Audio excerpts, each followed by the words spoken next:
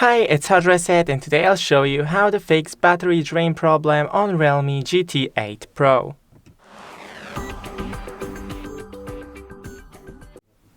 So first, open Settings of your phone, then find the battery right here. Here we have power saving mode that you can enable and super power saving mode, but I'll for now enable the balanced mode because the power saving mode enables some features that I want to show you how to enable manually.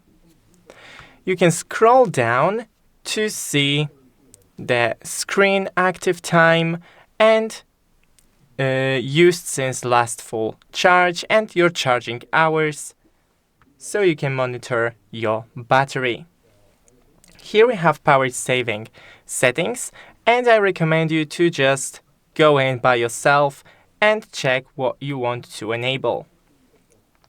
Go back into the display and brightness. Enable the dark mode because it saves so much battery. Lower the brightness or just enable the auto brightness right here.